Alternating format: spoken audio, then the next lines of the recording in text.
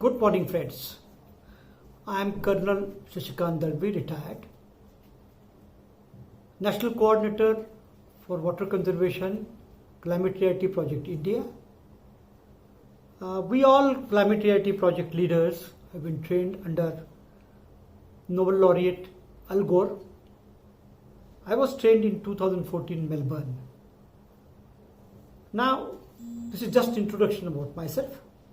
Now let us come to in December 2019, first coronavirus case was reported in Wuhan city in China. Since then, we have come a long way. By March, most of the countries were affected, and most of the countries also locked down their complete population. All the activities were locked down. We became homebound. All our transportation was stopped, barring those who are moving on essential transport, let it be road, rail, air, or water transport.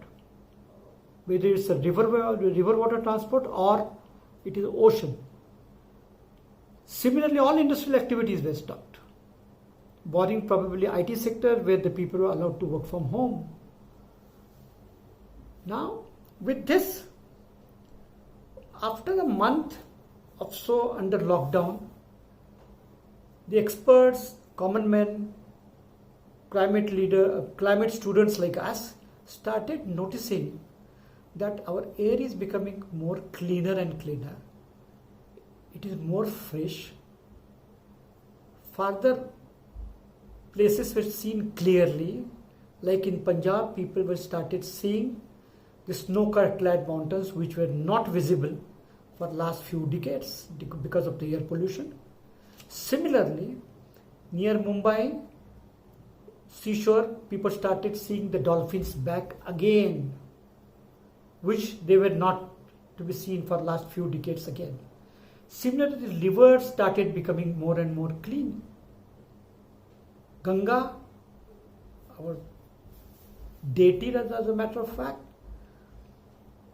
Ganga Jal became again clean, potable at few places. Same thing happened with all other water bodies across the major cities and major towns in India. Same phenomena happened world over. Now the question arose ki how this has happened.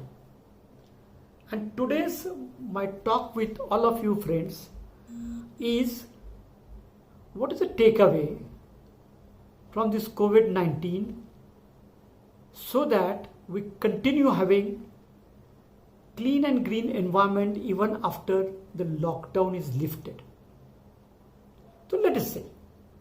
Now, firstly, let us start with all the natural resources which due to our 250 years plus industrial revolution we started off with. Let us see the air pollution. Now generally air pollution takes place with few things like power generation. Most of our power generation in India today depends upon the fossil fuel. Almost 70% of power generation in India is coal-based, fossil fuel-based. Next is transport sector. Maximum amount of transport is using the fossil fuel in India. Now you use, just to quote you, 1 liter of petrol or diesel in any sort of a vehicle, it generates 2.5 kgs of carbon dioxide. Imagine how much you are using. Now, these things are thrown into atmosphere. Similar activities like industrial activities, they also generate a large amount of carbon dioxide because energy is used. Then comes the construction activities. Construction activities generate PM2, PM10 molecules, which again pollutes the air. So all these activities are polluting the air. So now in the carbon dioxide concentration in our atmosphere increased to 415 ppm. Now this is a large number, which is causing a huge amount of temperature rise. The ambient temperature of the planet Earth is about 15 degrees centigrade. And the experts say again that we should not, it is increasing. It is already crossed 1 degree, it is increased by 1 degree centigrade. Now we are 1.1 degree centigrade. And suppose it crosses, as per the experts, by 1.5, we will have a very devastating situation, climatic conditions, so-called extreme climatic condition happening all over the world. As it is, we are facing them. So what happens is, now that means global warming is one side. Because of this, the effect is taking place and we are unable to control it. Same thing happens with our water bodies.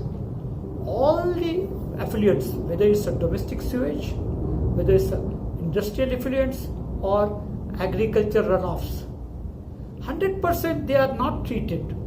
In developing nations like Pune city, almost 55%, only 55% domestic sewage is treated. Balance 40-45% domestic sewage enters, untreated domestic sewage enters the river bodies or other water bodies. Same thing happened with industry. Barring few industries, most of the other industries, untreated effluents are left into the water bodies. As a result, all these water bodies are getting polluted, highly polluted. The fishes are not seen at all. Same thing happens with the garbage. The garbage is also thrown into the water bodies. Plastic is big menace. We are facing it, we know it. Now that also is entering the oceans. Huge amount of pollution is taking place because of that also. Suddenly for last 2.5 months, this everything is mostly stopped. Take your own example wherever you are staying. You will find the transport roads are empty. Barring essential transport, everything is closed. You don't see any aircraft flying other than Indian Air Force aircrafts. Other aircrafts are closed. Trains, only goods trains are flying, no other trains are flying. That means the percentage wise, large amount of these vehicles are not going around. Same thing is happening with ships. All the effluents, barring domestic effluents, the rest is not entering the river bodies. So tomorrow, within few months, definitely it will be lifted. We are not going to go through for a very long time. Moment we get vaccine, I'm sure about it, which sooner than later it will come out. And then everything will be all right. People will go back to the normalcy. What is our aim? With the big positive, we shouldn't forget the big positive takeaway from COVID-19. How to achieve this? One way was shown was by the IT sector. 50% or most of their workers during this time were working from home. Nothing moved. They remained at home and delivered their own duties. They completed their duties and delivered the targets. Same thing happened with the medical consultation. You name a few things which is possible without you moving out. You means we moving out anywhere. We should continue doing this. In a sense, as far as the IT sector is concerned, people can work from the home only and deliver the goods.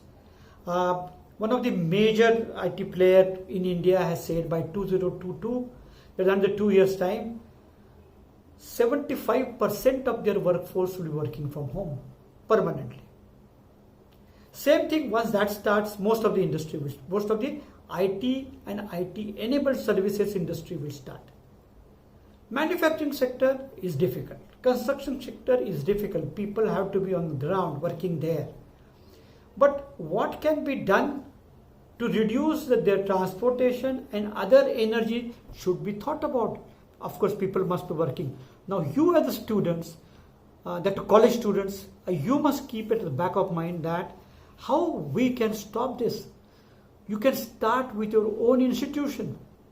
You can have solar panels fitted there, generating your entire energy demand. Now, if you do that and you compare, that moment you save 1 kilowatt hour of energy or 1 unit of energy, you indirectly save generation of 1 kg of CO2. Imagine how much can be saved. So this has to start, because it is your life, gentlemen. Because as far as the climate change and the devastation, when people talk about the way in which this temperature rising, by 2030 means another 10 years only. And by then, if we reach unable to stop before 1.5 and goes to now with 1.1 degree centigrade temperature rise, we are facing unprecedented climatic conditions all over the world. Last year during November, when it started off in Australia, the fires, thousands of acres, literally thousands of acres was burned down. More than 1 billion animals died. I knew the first-hand information being there. Now, and this is happening all over the world. I'm just giving you an example of what happened in front of us. Now, this has to be stopped.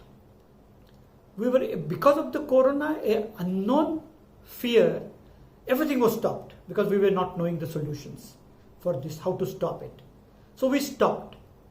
Whereas when we say, because there was a fear factor was very big. Whereas climatic condition, they generate a fear for a short time. Floods will come, go away. Fires will come, go away. Scorching summer conditions will establish, and then again they will go away. Unlike corona fear, it's continuing last 3-4 months, and we do not know how long further it will continue. Maybe 2 months more, 3 months more, like that. So there is a fear. Climatic conditions, climate change, not at all. But if we have to learn something from this COVID-19, then this is one of the biggest lessons we should learn. My request to all of you friends is, within a short time I cannot give you each and every aspect of pollution, how it can be, how it has been reduced without our much of interference, and how we should continue with it. But like I told you, certain things we should continue with that. And with that is to be continued, it is your contribution. Because you are going to lead the world in another 2 years' time, you will be entering the job market. Now the culture will change. The present culture prior to COVID-19 will change to what is now, what will happen after the rather post-COVID-19 situation. And we have to change with that. We have started, take a simple example of staying at home.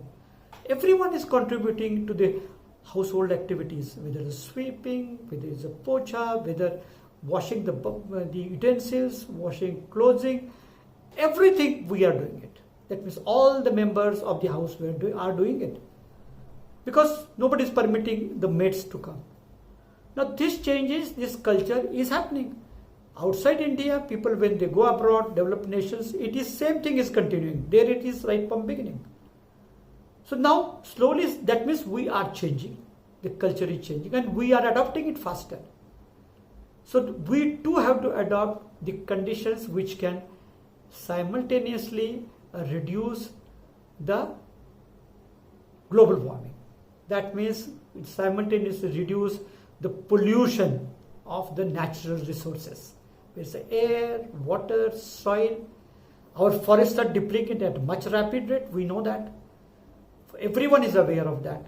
So now all these factors have to come in. So my sincere request to all of you is, think about it. You've got a small amount of short time is there. You are studying. This is the time for you to use your knowledge, get hold of your teaching staff. Wherever there is you feel that I can be of any help, do contact me. I'll share my my email ID with your staff. Now I am extremely grateful to the your staff, especially the head of the organization, who and Mr. Yash invited me for this particular to share my views with all of you. God bless you. work. I'm sure all of you will be back soon because your classes are now online. Imagine this strong things teaches you that yes, online can be taught. I'm not saying that after this over you will not come back to your schoolroom, classrooms. You will definitely be back.